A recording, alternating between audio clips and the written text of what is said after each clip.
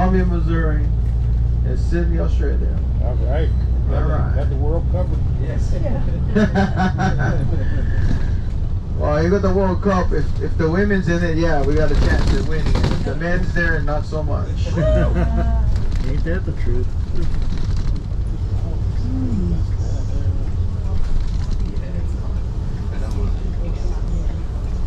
Alright, folks, don't worry about the name of the ticket. That's just the dude who got the tickets for us. You guys all have 8:30 tickets. Now, what you're gonna read on the ticket is what I'm gonna tell you. No purses. Yep. Yeah. Unless you have a clear one. And the only thing allowed is wallets, your husband's credit card, and a lot of water. And your cameras and your cell phones.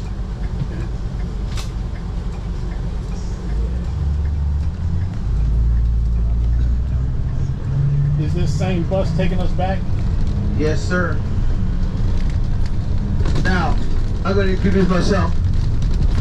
Everything will be in Hawaiian, including my name, which is our password to get back on the bus. So please pay attention. Hello, kakayaka and naohana. Okaleopu malamalama okaina ikapono. Kohoino. What I just said in Hawaiian is good morning, family. Good morning. Good morning. Ohana means family, and that's all it means. But according to the movie Lilo and Stitch, they're going to say Ohana means family. That means no one gets left behind or forgotten. Yep. But that's only Disney. Ohana just means family. Now my name, Kaleopu Malamalama Okaine Kapon. Don't worry about it. You all can call me Cousin Kalei for short. Kalei.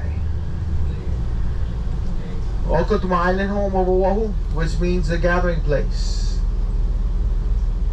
Now, Mr. Hamilton, is this your honeymoon? Oh, no. No? No, he hasn't asked yet. He doesn't ask yet? Oh, what are you waiting for? Now, Mr. Hamilton, I'm going to tell you, I want to tell you something right now. In the past 3 years, I had 100 couples on my bus. And before they left to go back home, 96 of them got engaged here in the bike. So, Mr. Hamilton, I'm not trying to pressure you and all, but I have a 96% rating of getting couples hitched. So don't mess with my percentage. The man has spoken. Huh?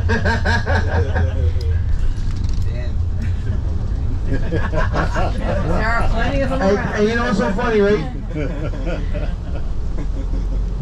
Miss Christine, I have a lot of numbers on my phone, right? I call you guys.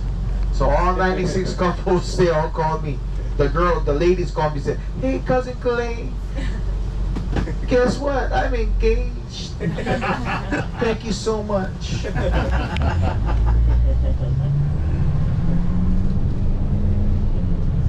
Now we're trying to land on the backside of Waikiki. Kamulu Avenue. A lot of eateries that we like to enjoy. Now, fast food, our fast food is a plate lunch. But before I talk about that, off to the left right here, if you're a golfer, this is the Alawai Municipal Golf Course. This is considered the most busiest golf course in the world. You have to learn how to speed golf here.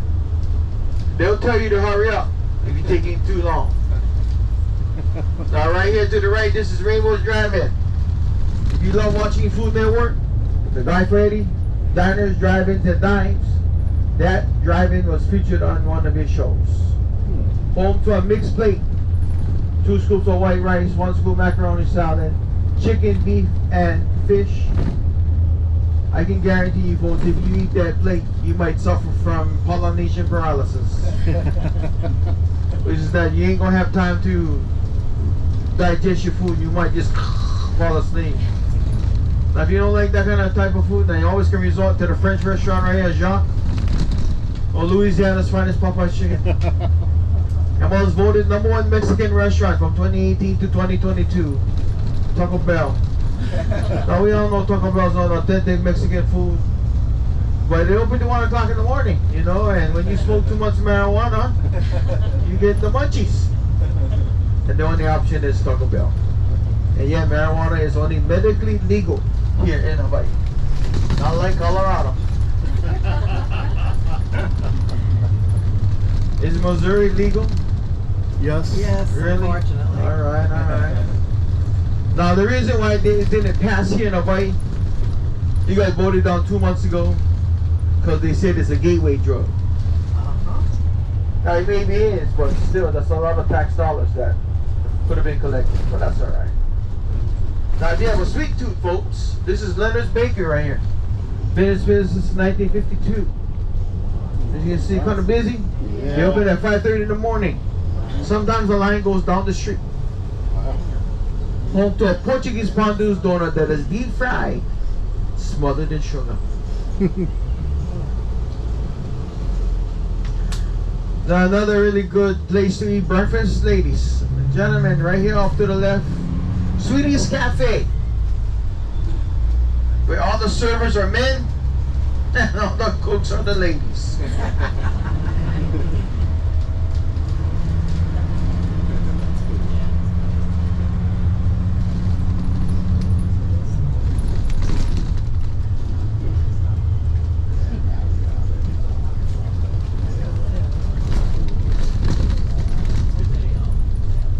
I come from Missouri. We had you get to see the Mighty Mo. Yep. Right next, it's not right next to the Arizona Memorial. Yep, we've been there.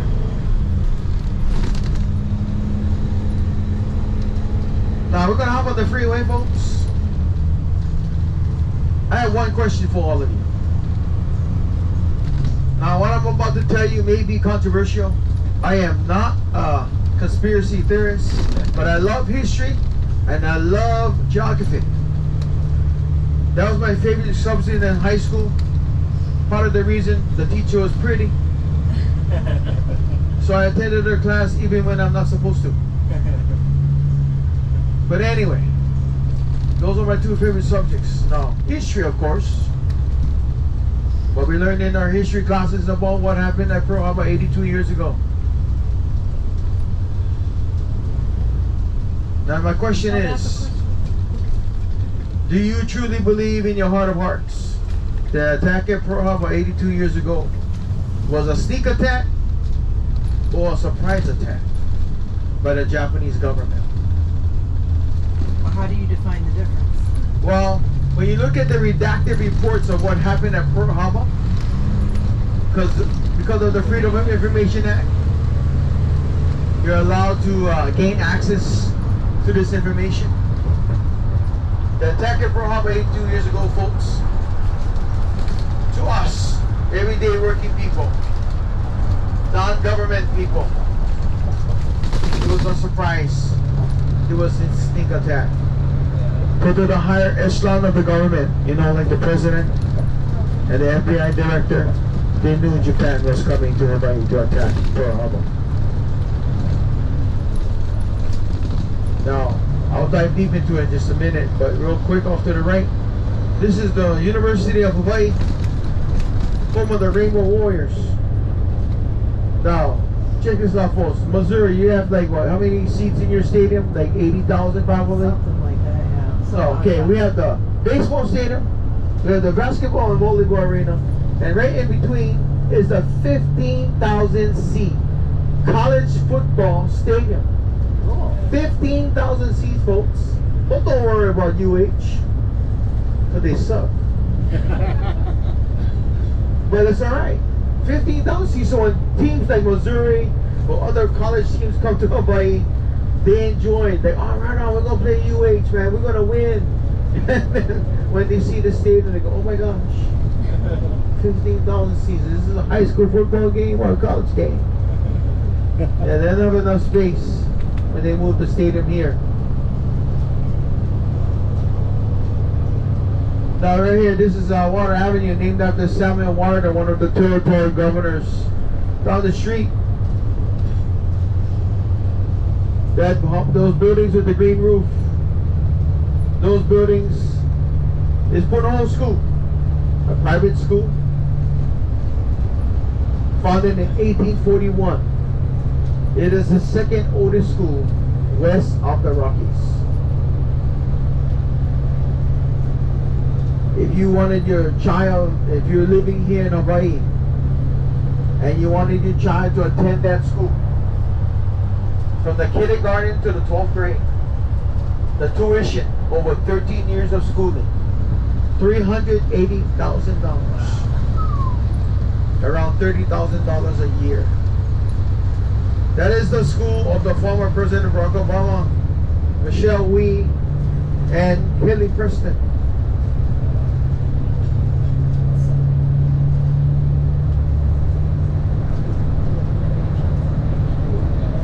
Now before 2007, when the economy went into the pooper, if you're an employee at Punahou, your first child went there for free. Your second child, 50% off. Your third child, $30,000. So after you tour the memorial this morning, the second half is a city tour. Part of the city tour is driving to the National Memorial Cemetery of the Pacific, otherwise known as Punch Bowl Cemetery.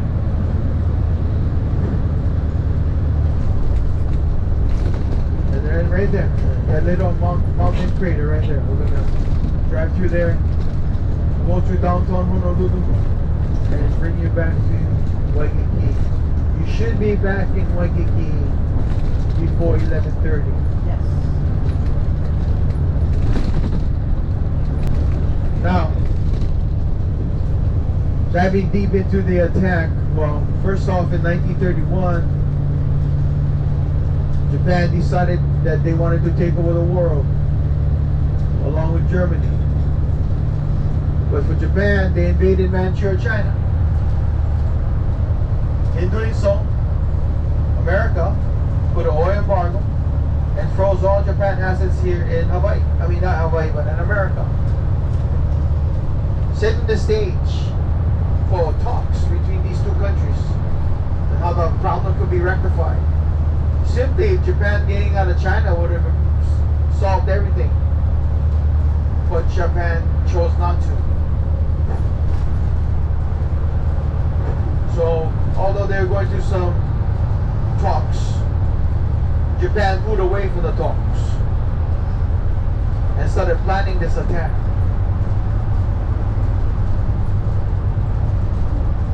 Now the dude, or the man who orchestrated the attack, was educated in America. Admiral Yamamoto, a graduate of Harvard University, along with his Prime Minister Hideki Tojo. These two gentlemen planned this attack. But they had help. Because in Hawaii, they had Japanese immigrants already working here in the sugar plantation. Some of these Japanese immigrants turned out to be spies for Japan, sending intel back to Japan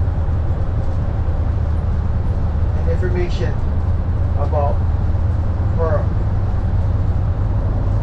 In a place called Kagoshima, Japan, in the rice paddy, they made a makeshift model of Fort Island, and all the battleships, destroyers, cruisers, and aircraft carriers. The morning of the attack, all the aircraft carriers are out to sea on maneuvers.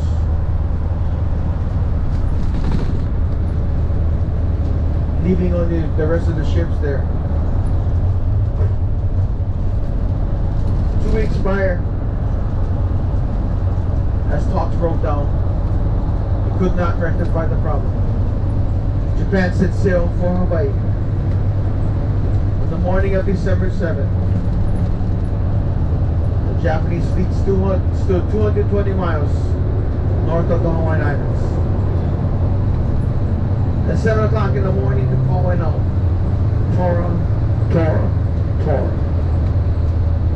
Tiger, Tiger, Tiger. The first round of planes took off.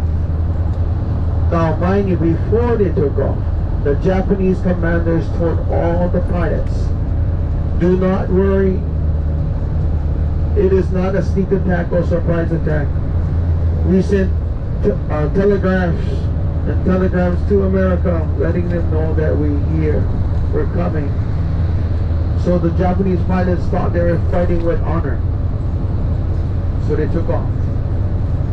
At that moment, a radar tracker in the Kula mountain range in Ka'ava traced a large number of planes coming towards Oahu.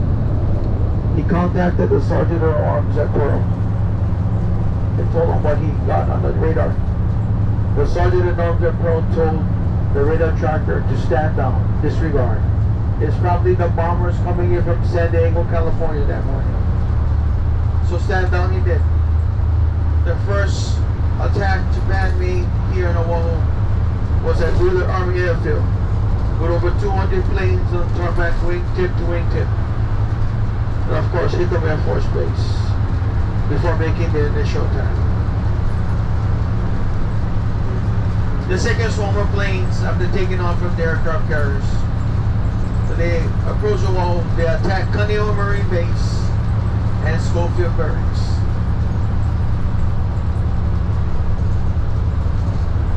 Around 10:30 the attack was over, leaving behind over 2,400 servicemen and civilians who lost their lives that morning. Of course, the most casualties on the Arizona. 1,177 men lost their lives that morning. Over 30 sister brothers, and also one father's son. Their last name is Free.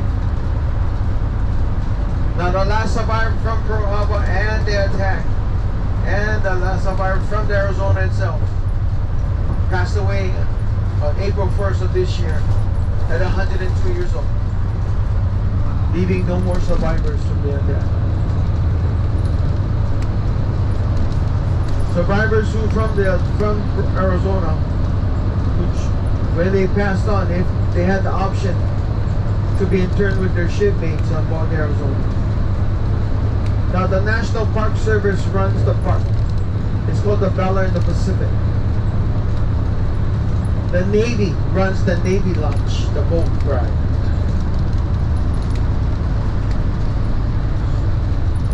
So hopefully the wind is not strong.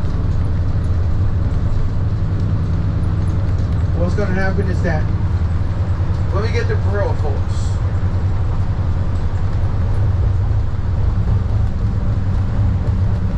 I have to go.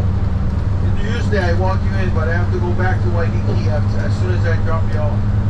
So what I'm going to need all of you to do, you're going to walk into the memorial.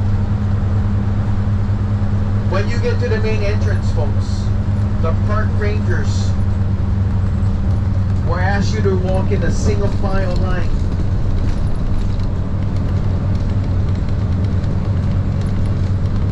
Once you go past the park ranger, you will locate the map of the Pacific. When you see the map of the Pacific, you're going to look towards your left, and you're going to see a tall white monument ahead of you. You're going to walk towards that tall white monument. You're going to see the auditorium on the right. You're going to see two lines. The reservation line against the building. Because you guys have tickets, that's the line you're going to stand in. And then you're going to see another line.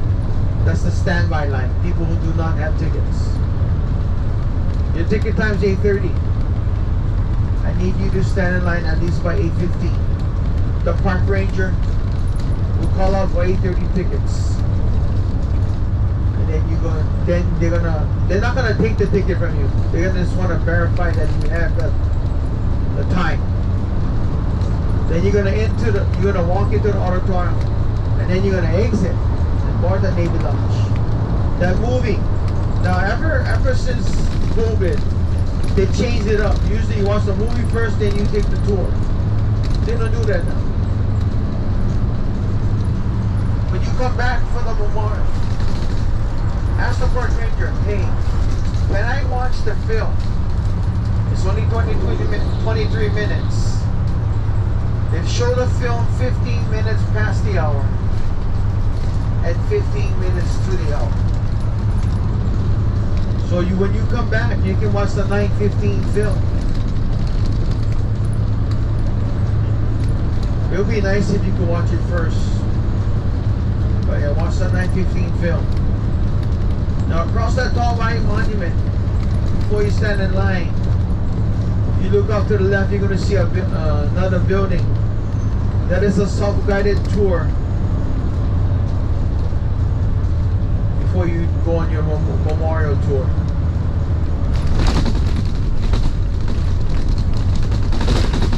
Now folks, I know you guys want to take the city tour as well. But ladies, when I make the left turn, this is a low stadium, home to the flea market, the swap meet. And sometimes people will go to the flea market versus taking a city tour. But if you do decide to do that, you would have to find your own way back to Waikiki. You're like,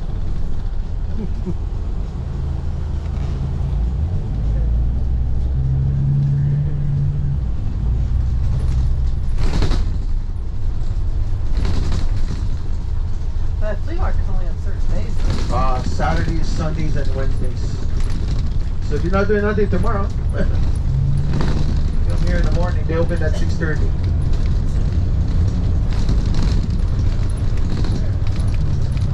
This is University of Hawaii. I used to play the football games, but the stadium is unsafe.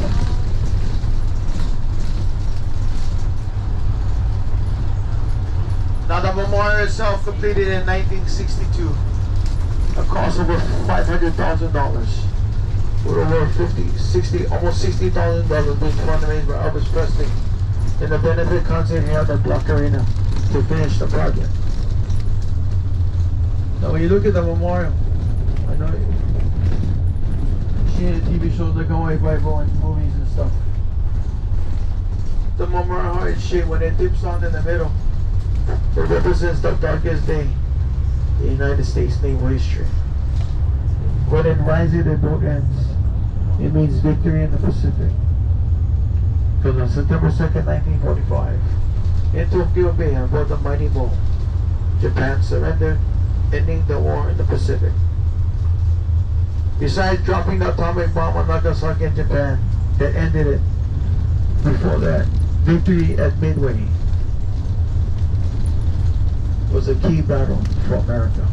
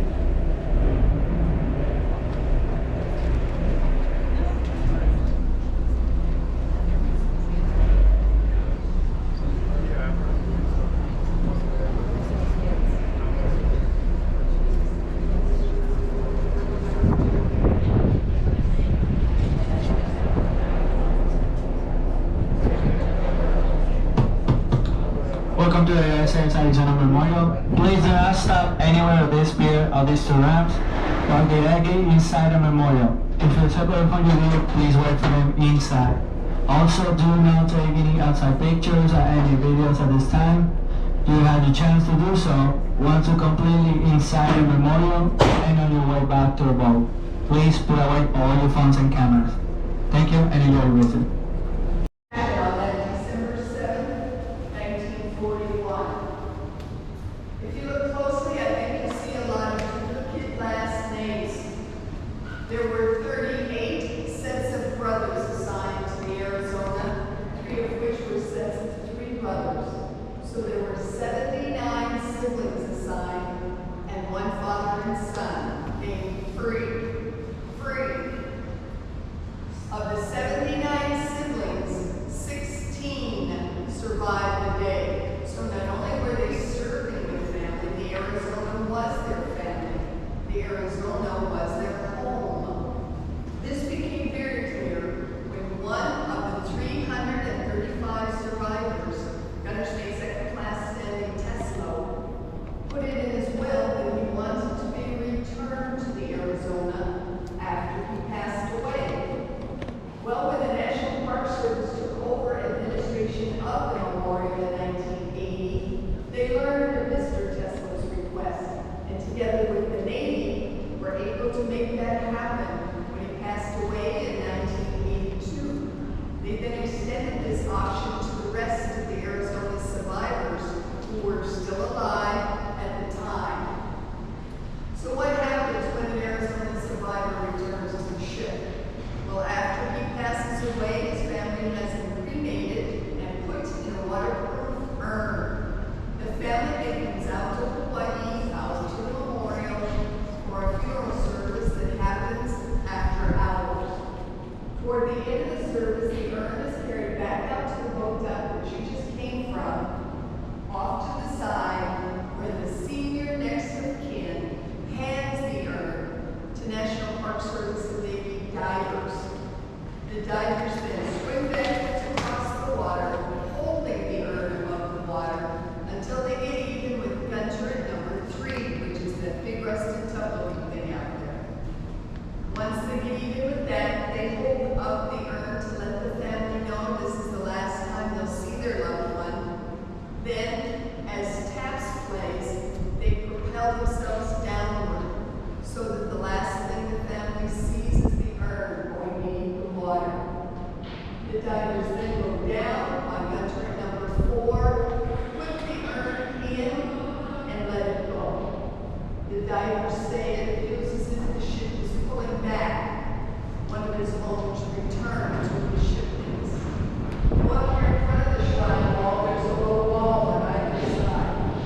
There you'll see inscribed the names of the USS Arizona survivors who were chosen to return to the ship. There have been 45 of them. In 2016, John Anderson returned. A year after that, Estelle Birdsell returned. In 2004, Noel Chapman and Anthony Zarnett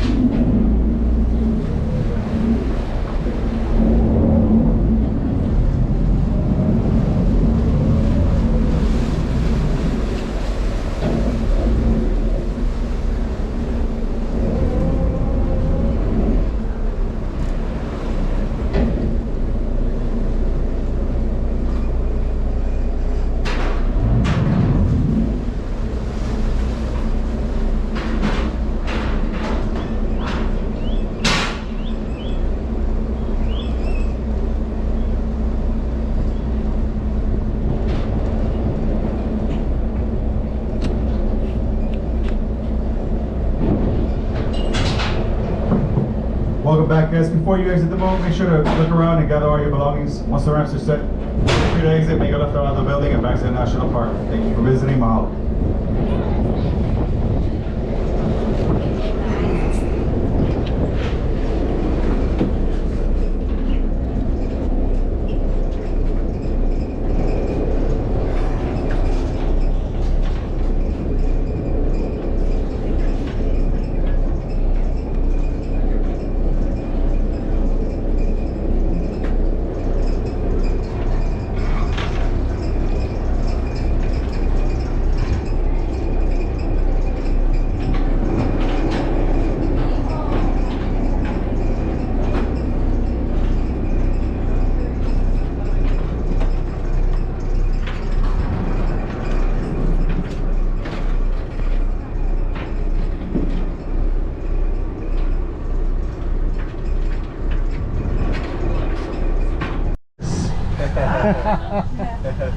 It's a good deal.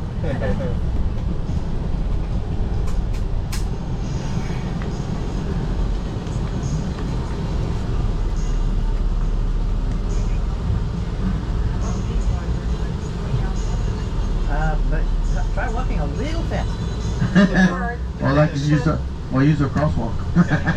Well, no, that's no fun. Is that what that thing is for? We're from Columbia, Missouri. It's a university town. Nobody uses the crosswalk. Well, the first game of the season was played in Dublin, Ireland. Yes. Oh, wow. Yep. And Georgia Tech won. Yep. 24-21. Upset. Should go once again. Florida State. Oh, Florida State? Yeah, we're supposed to be pretty good team. Georgia Tech unranked, and I think Florida State was ranked 10th in the nation. Yep. Ah, that is an I upset. think Mizzou's ranked in somewhere in the top 20. Yeah, Missouri's got a good team. And Mizzou is playing a Division I AA team next week Saturday. We'll probably On get Thursday. Yeah, they've been working their way back into the top. So Had a good year last year. they were in the, well, when I was in college, they were Woody Widenhofer. They were towards the top. So. Now we're gonna start this off by this light rail system. This is light rail system. It's called the Skyline. Originally planned for 24 miles. They have cut it down to 18.75 miles. It's over budgeted by $4.6 billion. This set of the train tracks that you see right here that we're going under, because the train system only went online on June 30th of last year, 11 miles. And it stops here at the Lowell Stadium. And the full rail system won't be complete into the year 2031. So we need to come back in 2035. They got all the kinks out of it. Now, here's the deal. Our rail is run by AI. By who? AI, artificial intelligence. Never mind, I won't come back. Now, artificial intelligence may be a good thing, but check this out, folks. Sometimes the train will leave this station and head back west, and somewhere in the middle of the tracks, the train will stop and then reverts itself back here. AI.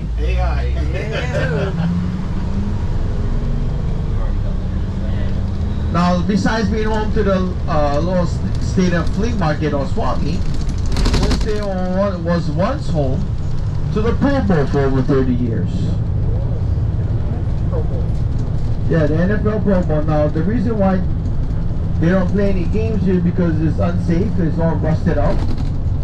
And just like the rail, the new stadium is supposed to be open in 2028. But they haven't even started anything with renovations or even tearing down the stadium. But whenever the stadium is complete, along with it will be a shopping mall with 17 restaurants, a hotel, and even space for a gentleman's club. What's that? Why is there never a ladies club? Yeah, I know, you know, but... Not that I have to. Yeah, big swamp meet.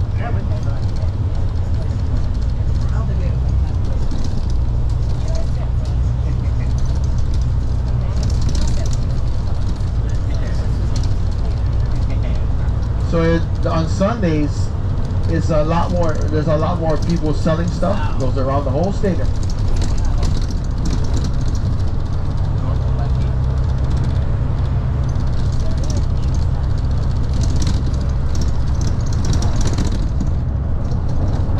Now this is the H1 viaduct part of the freeway. What's going on? There's a lot of cops here.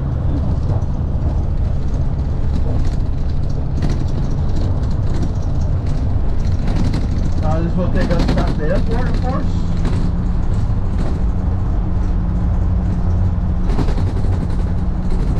But on the left-hand side, you're going to see the football stadium lights. That high school is Admiral Arthur Bradford High School, home to a movie star and a musical artist that graduated there. She was actually born here in Hawaii as well. Her movies that I remember watching, one of them is Beaches, and the other one is Hocus Pocus. Dead Miller's correct. Her father was in the Navy. What? So,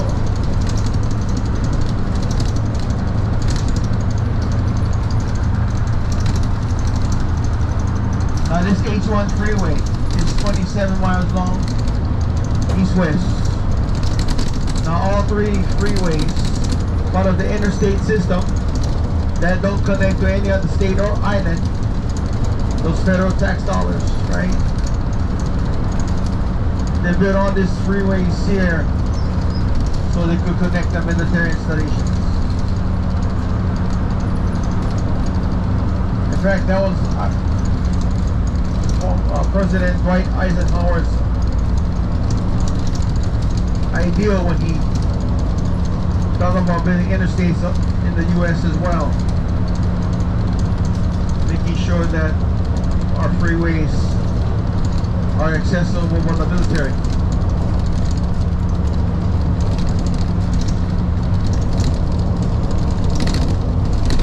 Now off to the right, that concrete building that you see, that big one, that light colored concrete building, that is the Federal Penitentiary Detention Center, which is adjacent to the airport. Where just over 2 years ago, a couple got arrested. Initially being arrested for being possible Russian spies, and turned out they got arrested for fraud, using identifications of 2 dead babies and their social security number. That's what they got arrested for. They got convicted about 5 months ago. But before being arrested in 2022, this couple's been living here in Hawaii since 1980.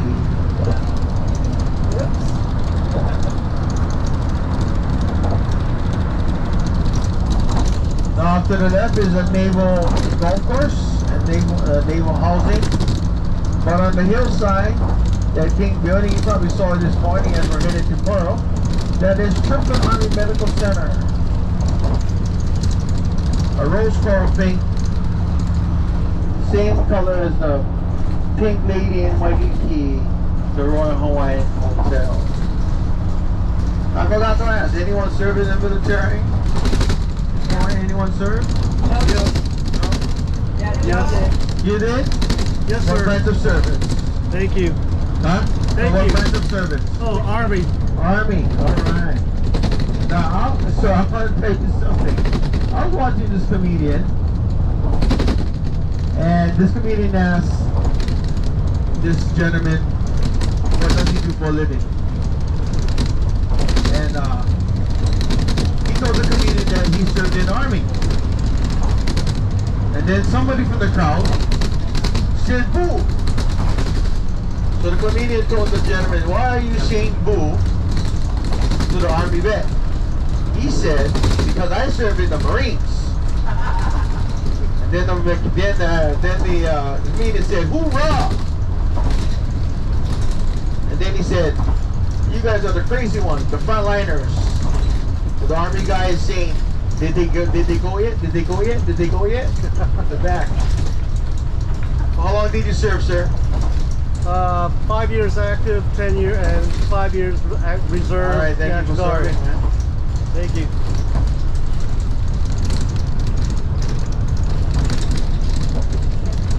Now off the right, that's your downtown Honolulu skyline. Now, to the left of it, a beautiful view of the National Memorial. Now down below to the right, this part, that's not tennis courts, those are pickleball courts.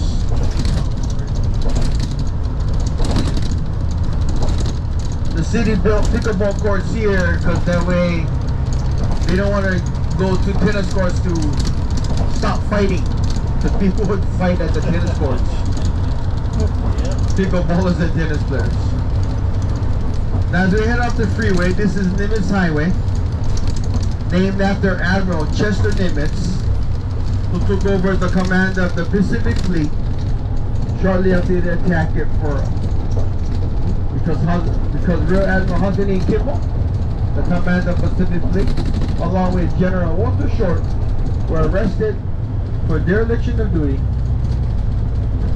These two men were blamed for the attack, but they got exonerated 70 years later.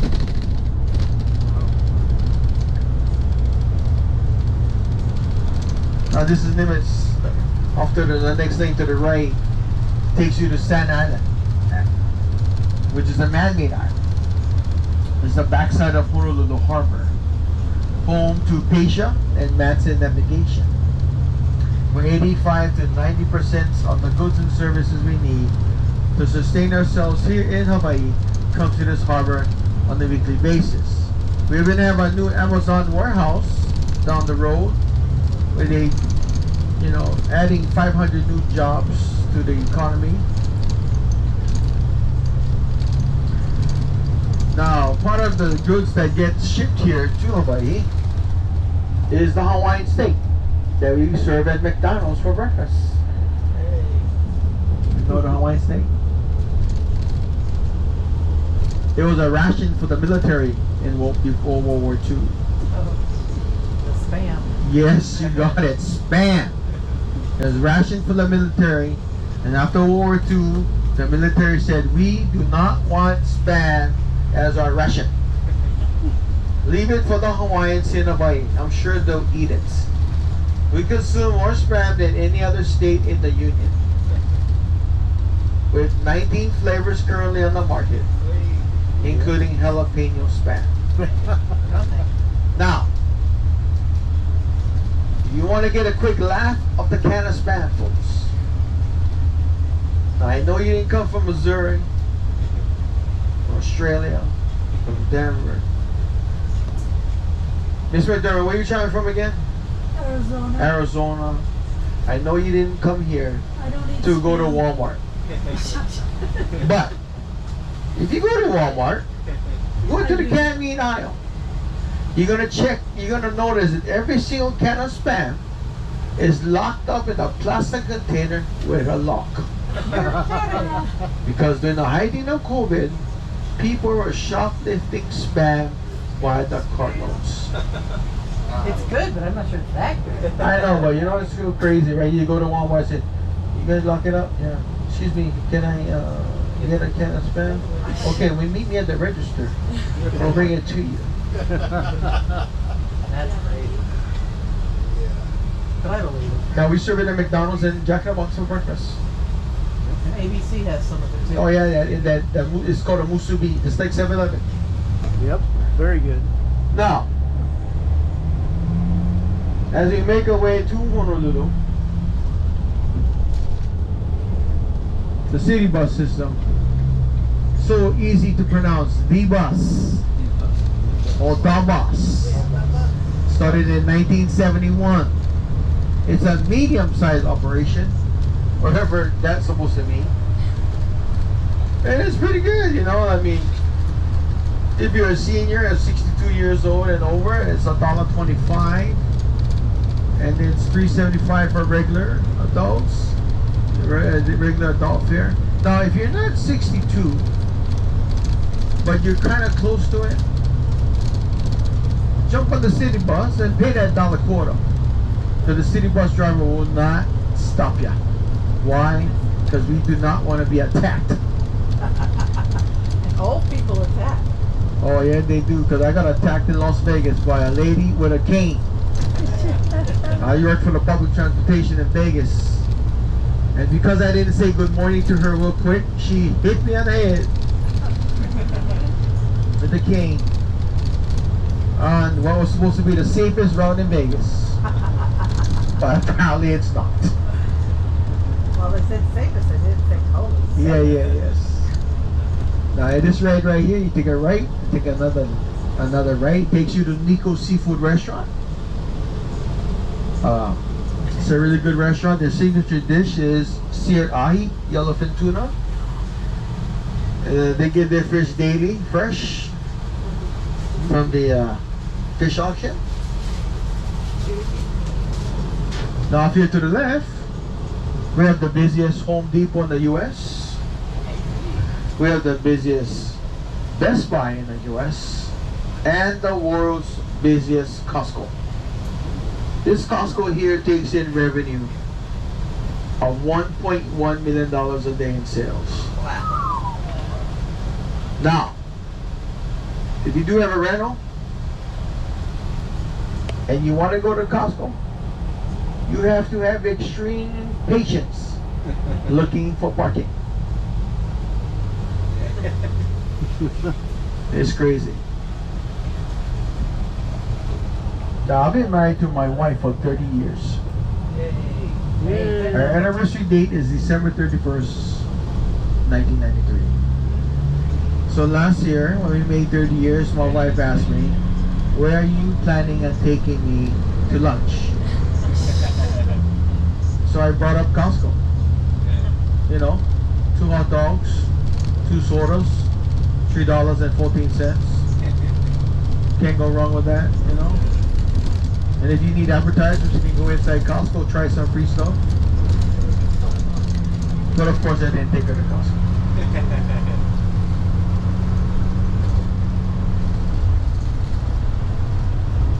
was gonna say, 30 years and my husband's bringing me to Hawaii.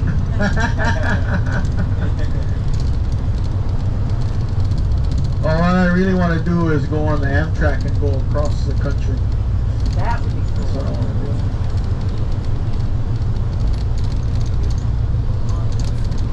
Now, right here to the left is another bakery called Liliha Bakery. They have one at the 3rd level International Marketplace and the 4th level at Macy's. What they're famous for here in Liliha is a donut that's chocolate pudding stuffed donut with butterscotch topping called a Cocoa Puff. So if you love chocolate, go check that place out. 3rd level International Marketplace.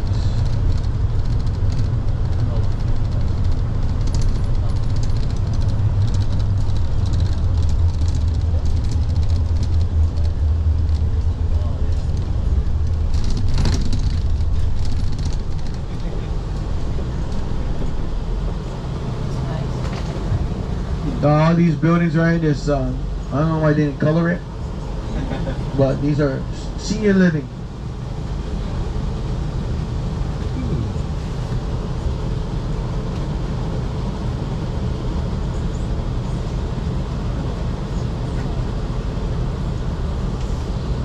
Now, all of you in the beginning or the middle of your vacation?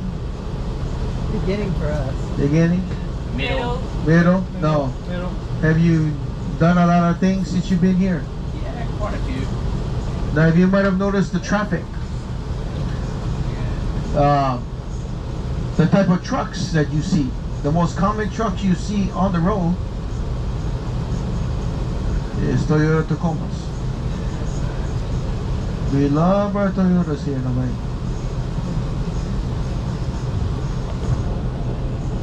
We love it so much that we will tell you, you like see my brand new 2004 Toyota Tacoma, brand new. Although we know it's not brand new, but we like to brag about it, you know.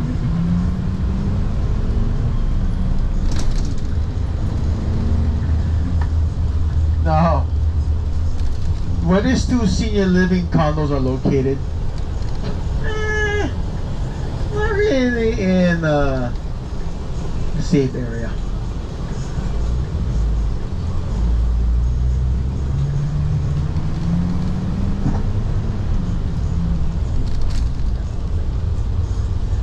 Now we're going to be driving through Chinatown, folks, as we make our way to the memorial. Now in Chinatown. You guys have one in Columbia, Missouri? Not really. Not really. Now, our Chinatown burned down twice. The first time in 1882 from the bubonic plague, the infestation of rats. And then they introduced mongooses to Chinatown to try to eradicate the rat problem. But they found out that that wasn't a good idea because mongooses sleep at night and rats are up at night, causing two problems. So in 1900, they burned down Chinatown again. Now as we take a stroll to Chinatown during the day, a lot of people come, they go shopping, find places to eat, you know. Like because it's on King Street and Hotel Street. But at night, Chinatown turns to a different atmosphere. It turns into the red light district. Meaning, if you come to Chinatown at night, you just might meet up with a 6'4", 200-pound plus woman that from behind she may look like a woman, but when you tap her on the shoulder, you're gonna hear something like this. What's up, brother? How are you? I'm looking good. Samoan and Tongan men are dressed up as ladies.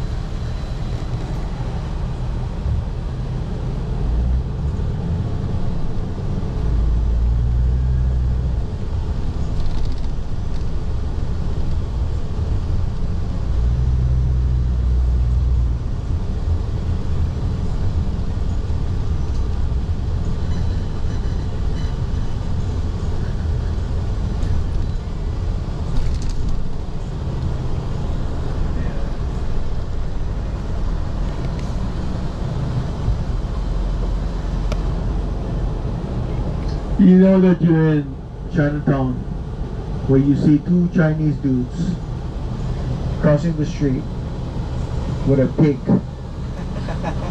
Nice.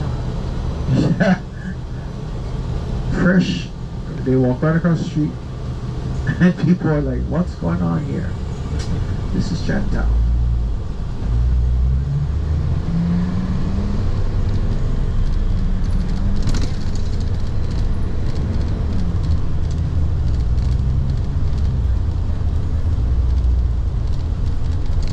we got a family of 4 from North Carolina, and there's a restaurant here that we just passed on the right called Pig and the Lady.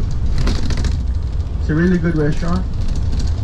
So the mom was saying, "Oh my gosh, I'm so excited! I'm going to take my family to Pig and the Lady." I researched it. We got good reviews, and then I drove past it. She goes, "Is that Pig and the Lady right there?" I said, "Yeah, it's part of in Chinatown." And she goes, "Oh, I guess we're not eating here." I said, "Yeah, because there's no parking for your rental car. The only way you can get there is by either Uber or taxi or public transportation." Now this is the financial district here. We have Bank of Hawaii. This is the tallest building in Honolulu, the first Hawaiian bank building, American Savings here to the left, and Central Pacific. As we make our way to Punch Bowl, the Hawaiian name of Punch Bowl is Puvaina. Puvaina, translation, it means the hill of sacrifice. Now, in a way, it's a really good fitting, you know, for having the memorial up here at Punch Bowl, hill of sacrifice.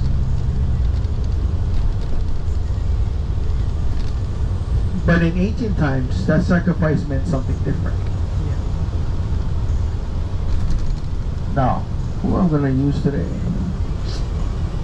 to illustrate what I'm talking about. Yeah, let's use Brendan Hamilton. You and a lovely girlfriend, soon to be wife. Yay! If you guys are living in the days of the first king who united the islands under one rule, King Kamehameha the First, Brendan, you will not be able. By the way, what is your name, young lady? Ashley. Ashley. Brendan, you would not be able to eat any meals with Ashley. Yeah, right. But you would be in charge of all the cooking. Yeah. The reason why you wouldn't be able to eat with Ashley is because in the days of Kamehameha, men was considered high sacred over the ladies. Now, Brendan, don't get your head big now, because back in those days, you were considered high sacred. Not anymore. Okay. But anyway, you'll be doing all the cooking. But if you and Ashley was caught eating a meal together, you're brought before the king, and you would be found guilty of treason. And both you and Ashley will be sacrificed at the Hawaiian altar, plunged to death, or possibly thrown into this volcano crater here. But the last time it erupted was roughly 150,000 years ago. Wow. Now, Ashley, Yep. you and all the other young ladies on the bus, you will also be forbidden from eating coconuts, pulled pork, and certain types of bananas. So the banana represents the male's genitalia. These 3 food items was reserved only for the men. So Ashley, if you're caught eating these foods, you're also found guilty of treason and being sacrificed at the Hawaiian altar. Thankfully, times have changed. Yeah, times have changed. Yes, of course. Thankfully.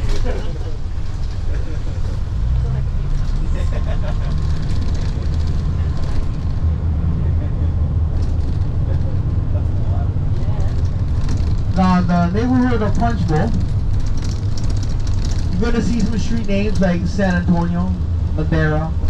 And the reason why you have street names here like this is because this is where the descendants of the original Portuguese immigrants call home when they came here to work in a sugar plantation, along with the Chinese immigrants. As for the memorial,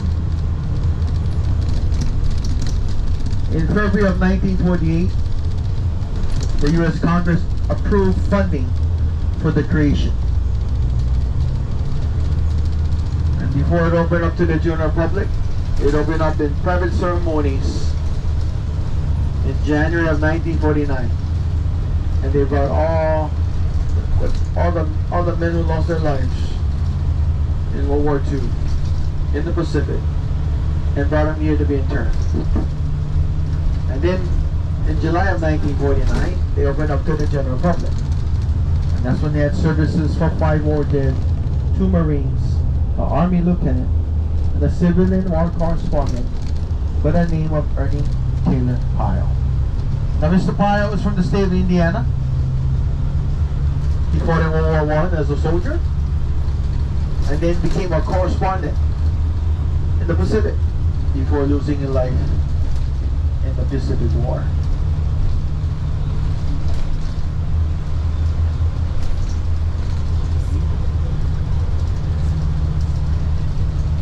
Now, by chance, if you have any family members that might be interned here at the memorial and you wanted to visit their gravesite but don't exactly know the location of it, there's a public information building as I make the right turn up ahead, where you go inside the building Monday to Friday,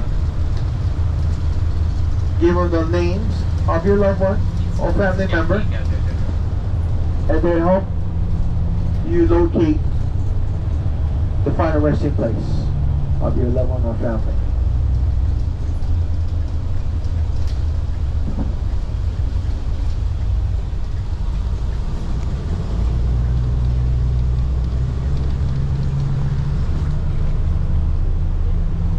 As we go through the main gate, we're going to go through another gate. The second gate, you're going to see a white pillar on the left and the right. The one on the left represents the parent, and the one on the right represents the child. Symbolically, this means parent and child going into war together.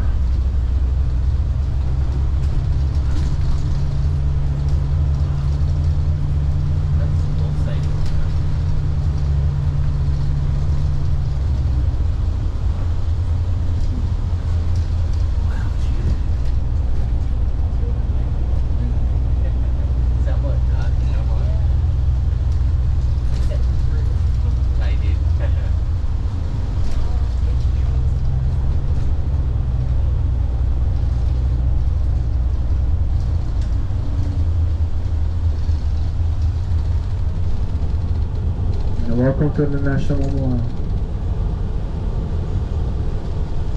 Now, lining the roadside are these trees that shape like an umbrella. These are Chinese banyan trees. There's 48 of them, representing the contingent 48 states. This was a gift from China for their gratitude in helping them getting Japan out of China. Only to turn to a communist state in 1948. Now, there's over 50,000 men and women who interned here. There's 23 gold medal honorees. One of them is the airport's named after him, Senator Daniel K. Inouye, Japanese American who fought in World War II, part of the 442nd and 100th Battalion, the most highly decorated regiment in military history, fought in Europe to prove their loyalty to America. Now also, they have concrete headstones today, but it wasn't that way when they first opened. Instead of having these concrete headstones, they had wooden white crosses and the Star of David. But because of separation of church and state, they had to remove the white crosses and the Star of David and replace it with these concrete headstones. Now in front of us is the Honolulu Memorial. At the top of the staircase is Lady Justice or Lady Liberty. She represents all the grieving mothers who lost loved ones in battle. She's standing in the bow of a battleship, in her left hand holding a laurel branch. On the bottom there's a little inscription, part of a letter from President Abraham Lincoln to Miss Bibsky, and it reads, "The solemn pride that must be yours to have laid such a costly sacrifice upon the altar of freedom. Miss Bibsky lost 5 sons in the Civil War." Now, behind these concrete walls are marble slabs, over 28,000 names. On the bottom, underneath the tent, when you see the 2 gentlemen standing, there's a plaque there. On that plaque it reads, "In these gardens lay the names of Americans who paid the ultimate price and whose resting place is known only to God. And those are the 28,000 names that are inscribed on these marble slabs.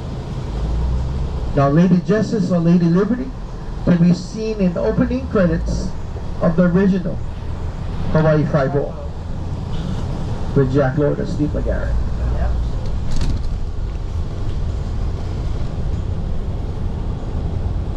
Now, one quick note about Hawaii Five-O. That was the first on-location TV show to be filmed here entirely in Hawaii. Now, this concrete slabs here, the two headstones on the outside is of the unknown soldier. The headstone in the middle is of the war correspondent Ernie Taylor Pyle. Now, this next set of concrete headstones here, with this concrete plaque. Now, I'm not sure if the headstones on the outside. The headstone in the middle is of U.S. astronaut Ellison Onizuka. He, along with 6 other astronauts, lost their lives on the January 28, 1986 Challenger disaster. Mr. Ellison is from the island of Hawaii on the Kona coast.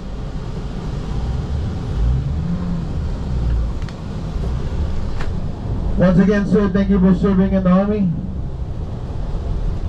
Thank you for protecting whatever freedoms we still have left here in America.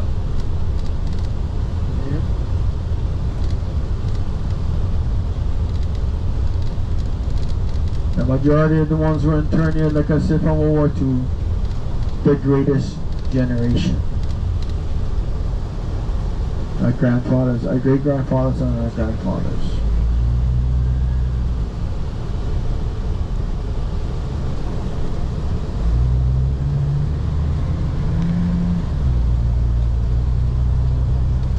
As we exit, the beautiful view that you see, the backyard of Dominated Crater in the back, where you can go hiking, pay $5 a person, register online. The neighborhood of Mo'ili Wakali. And then the gold and red bleachers that you see, that is still Roosevelt High School, home of the Rough Riders, where 2 music artists graduated there. One was born in 1985. I know him by his birth name. His birth name is Peter Hernandez. But you all might know him as Bruno Mars. And another young lady who had a 1 hit from the movie Saturday Night Fever. Well, I watched that movie 35 times. The 1 hit song that she had, the title cut is If I Can't Have You. The young lady's name is Yvonne Elliman.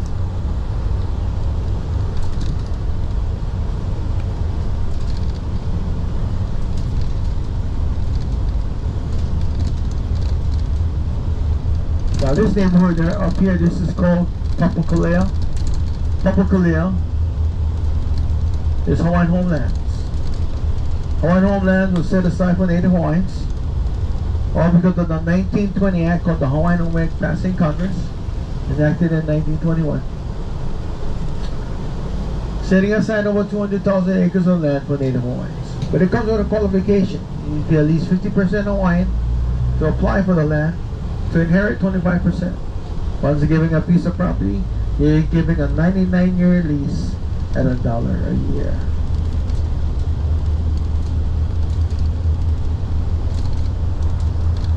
Now this graveyard here to the right, this is a Chinese graveyard. The majority of the headstones are faced in the northwest position, the homeland of China. Now all the way down below, you can barely see it. There's a house right there. See that house? That's part of the graveyard. That house belongs to the Eddie Aikau family. Let's say Eddie Aikau was a first lifeguard at Waimea Bay at 17 years old. And they get to live on that property for free because they're the caretakers of the cemetery.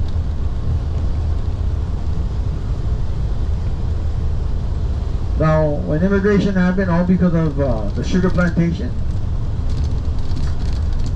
they needed workers. So the Native Hawaiian population at one time was over 1 million people. So when Captain Cook came to Hawaii in 1778, along with him came malaria, chickenpox, and the measles, killing off over 700,000 Native Hawaiians. That's why they brought in workers from China, from Japan, Portugal, Puerto Rico, Spain, Norway, Philippines, and Korea. Now folks, they also brought 100 Chinese men, not to work in a sugar plantation. Their job was to make babies with the Hawaiian women. 50 of them were afraid of the Hawaiian women and went back home to China. So an average Hawaiian woman in those days stood 5 feet 7, 300 plus pounds.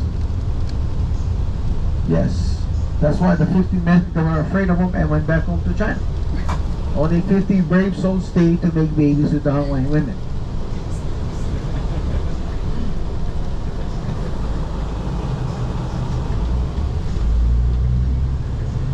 That's why we have that language called, the Creole language called Pidgin English, otherwise known as broken English. So instead of saying yes, we would say Rajalat and shoots for yes. And saying hello, we would say how's it. So Brandon, I would say how's it, what's up brother, what's up Brandon, and then you would say, oh, I still doing fine. Instead of saying, thank you for asking, I'm doing fine. Now it's an official dialect, by the way, of Hawaii, along with Olelo Hawaii, the native tongue. Now the native tongue of Olelo Hawaii was outlawed for 82 years. From 1896 to 1978, kids in school who spoke the native tongue were punished and reprimanded in school.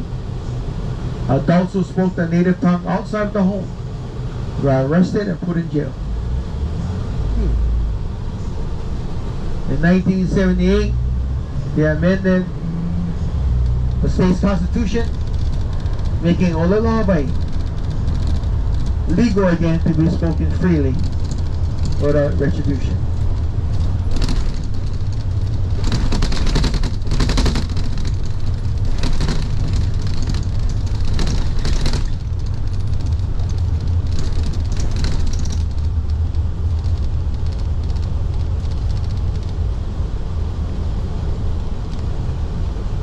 Now one Hawaiian word that you might have heard is the word haole. Now, uneducated people in Hawaii, I'm talking about local people, they use the word haole in the wrong way. The word haole, it means foreigner, not of this place. That means he wasn't born here. Now some of these local people, especially the young ones, they will use it like, they try to make it derogatory, but they don't know the real true meaning of their own language, especially Native Hawaiian kids. They gotta get educated. The word howling means not of this place.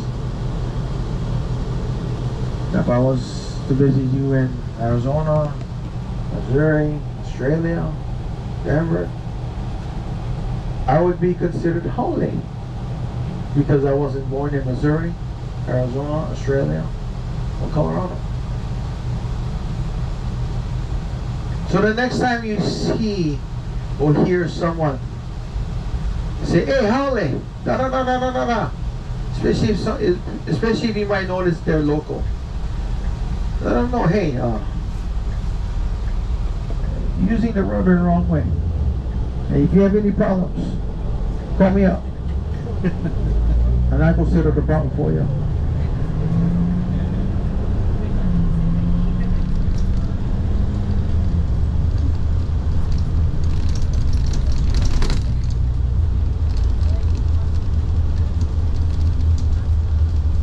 Now, as we make our way to the the historical part of Honolulu. There's a hospital coming up to the left called Queens Hospital. Queens Medical Center today. It was established in 1859 by Queen Emma and her husband Kamehameha IV. They established this hospital to help out with the sickly people who were getting sick from the diseases that were brought here to Hawaii. This is the only trauma one center in the state of Hawaii.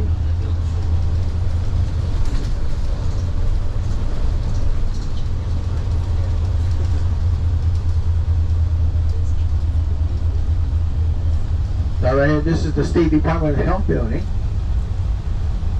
Well, I know for a fact I can get my birth certificate, and I know Obama can too, but not to some people. Now, that's the state capitol there. Now, our state capitol is much different from other state capitals. We don't have a gold dome or a dome at the top. It's actually open to the heavens. State capitol opened up in 1969. I'm not sure why they have these walls here. I'm not sure what they're doing.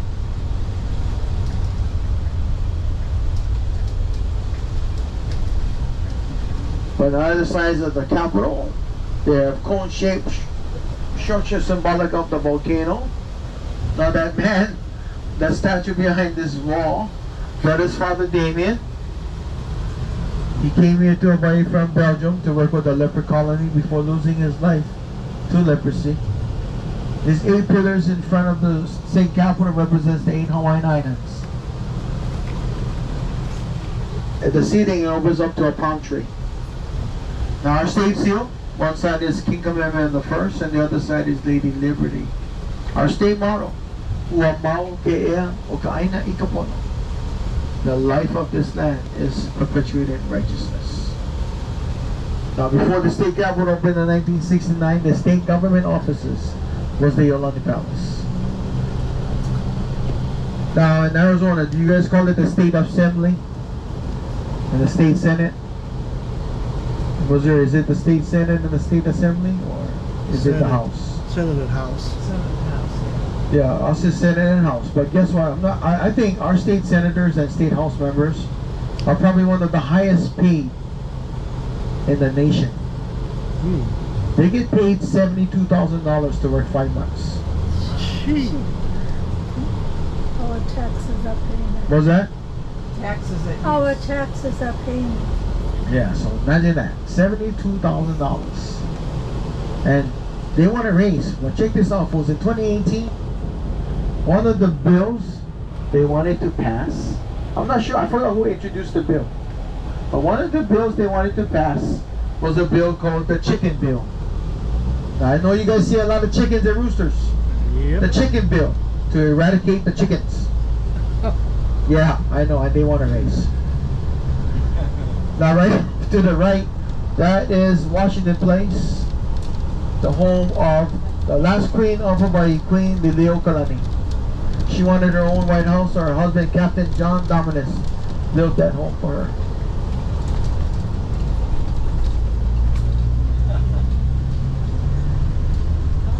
Now, as we go out, on the opposite side of this green fence, this castle-looking structure is the King's Armory. The original location is where the state capitol sits today. What they did is that they moved it brick by brick and reassembled here on the palace grounds. This is the chicken area if you want to take the tour of the palace. The Yolandi Palace construction happened in 1879 to 1882. And what the Yolandi Palace got before the White House was electricity and a telephone. Now, I'm not sure who the king was trying to call, but he wanted the telephone. But one thing about the state, the Yolandi Palace, folks, you're not gonna see the U.S. flag on the top. You only see the state flag of Hawaii. So technically, although they say that's the only royal palace on U.S. soil, but they don't have the U.S. flag, only the state flag. Now this right here is the statue of King Kamehameha. In the back of it, is Leolani Hale. Now for those of you who want to get off the bus, go take some pictures. We're going to stop here for a quick. More than welcome to disembark the vehicle to go take some pictures. But now check this out. Kamehameha, he stood 7 feet 1. He was a tall man.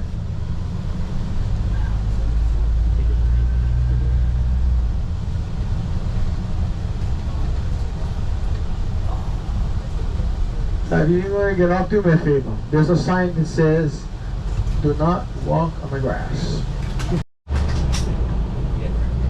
Now this, you guys see these trees in Waikiki as well. Yes. This tree is called the Indian banyan tree. Now you can also see the vines. When the vines touch the ground, they become part of the trunk of the tree.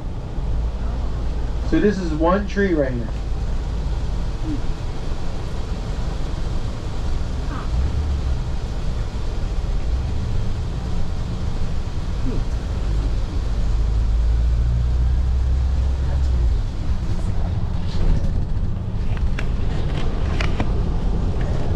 Now the building in the back of Kamehameha statue of Leolani Hale,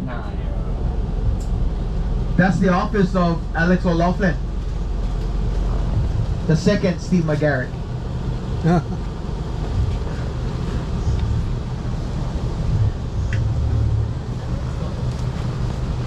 Now, the difference between the two Hawaii Five-Os, one in the original when Jack Lord told Donald to book him. Book him Donald. Donald did not question.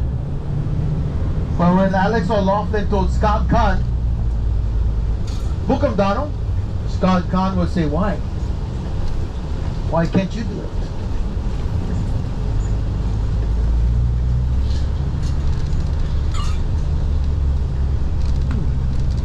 He actually also says, "You know I don't like it when you call me that." Yeah, exactly.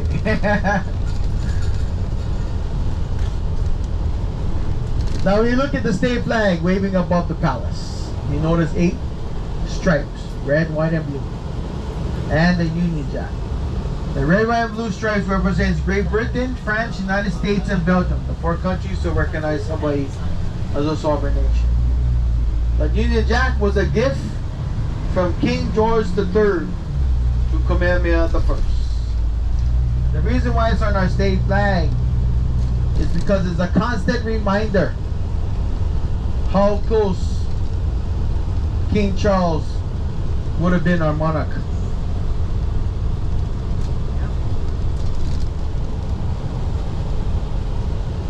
So I could have been speaking with a British accent today, with a strong Pidgin accent as well.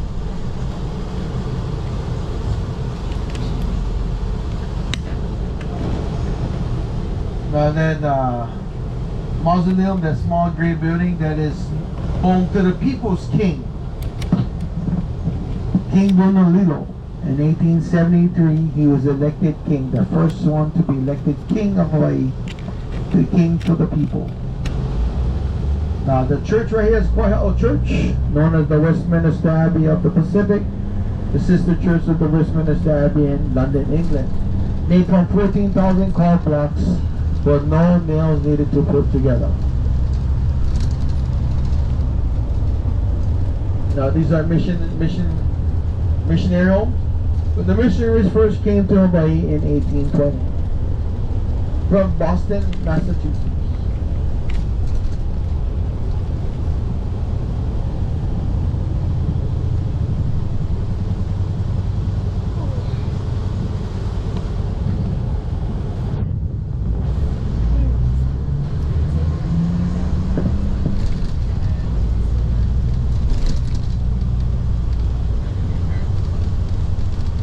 Now the condos that you see, those are condos that I forgot to point out, kind of look like a paperclip.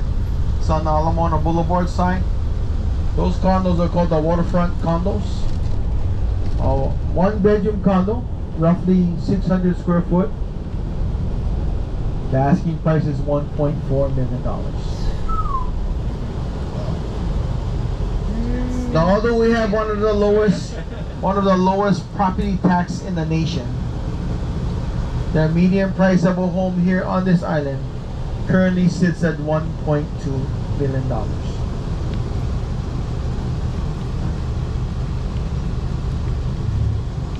And if you have any aspirations to move from Columbia, Missouri, Arizona, Texas, I mean not Texas, but Colorado, or even all the way from Australia, Our rent's pretty similar. but if you make a salary of $88,000 a year, now in Missouri that might be a really good living. But here in Hawaii, that's considered poverty. Oh shit. I think I'm staying in Missouri. To live comfortably and still struggle, you need to be making between $125,000 and $200,000 a year.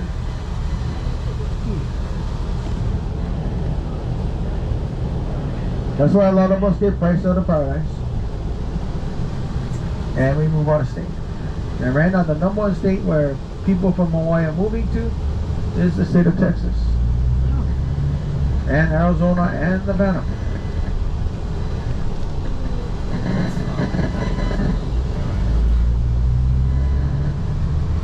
Now, Miss McDermott, what part of Arizona you said you live in? Phoenix? Tucson. Tucson? Mm-hmm. Home of the Wildcats, right? Yep. Wow. Look at those cars. I frequent that Arizona area too when I was living. Besides going to Colorado, I would also go to Arizona. And according to what my boss would tell me, Calais, while you're working in Arizona, the only place you can park the tour bus is in a place in Tempe.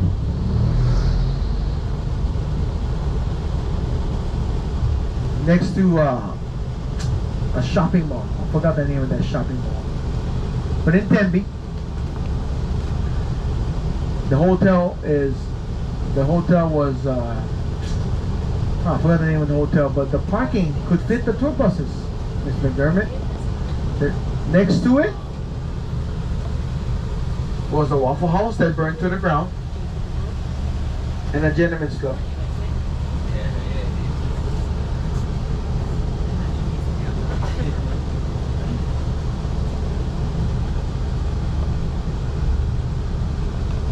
Now I also realize that people live in the town or the city. I always thought it was called Prescott. But if you talk to people who live in Prescott, they will correctly tell you, no, sonny boy. I live in Prescott. Oh. I said, okay, but it's spelled Prescott. No, son, it's Prescott.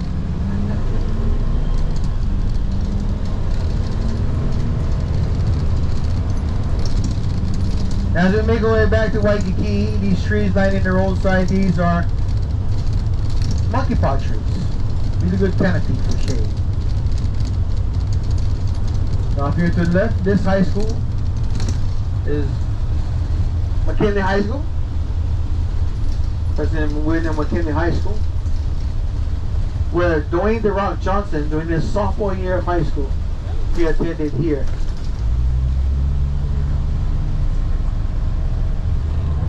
Now I'm going to point out two car washes to you. The first one, the yellow roof. This is the bougie car wash, Okay? And this is the other car wash. Now, they're not that busy right now. This one right here, usually a lot of cars. And you would think, wow, you own a house. Why can't you wash your car in your own front yard? We're not allowed to. Yes, we own. We pay mortgage and we own. That's our backyard, our front yard. Yet we're not allowed to wash our car in our own property. And how you know you have good neighbors in your neighborhood? Well, if you get a summons in the mail for washing your car, that means you do not have good neighbors. Someone turned you in.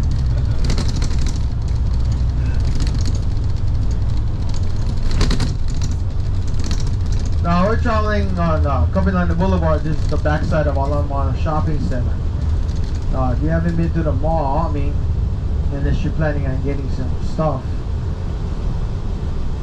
the Ala Moana Shopping Mall is the largest open-air mall in America, with over 300 shops and restaurants to choose from, including an excellent food court on the ground level oceanside, where 2 chicken places fight for supremacy 6 days a week. But the Jesus Chicken is closed on Sundays, leaving only Raising Cane's open. You know the Jesus Chicken, right? Chick-fil-A. They're closed on Sundays. Yep. Well, when Chick-fil-A opened up here in 2023 at the mall, people were crazy enough to stand in line up to 5 hours for chicken and Chick-fil-A.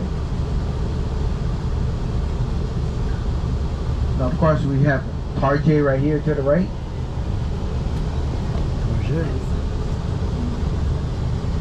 One of 5 Targets within 30 miles of each other. Off to the left of the street is Walmart and Sam's Club. Walmart on the bottom, Sam's Club on the top.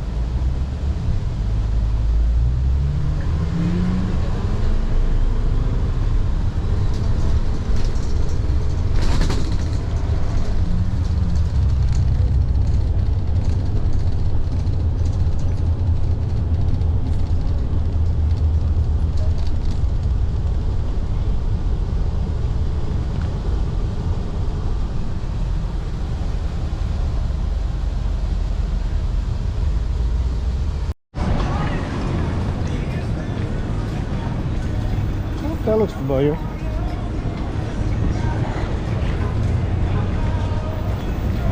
I'm assuming we have the right of way.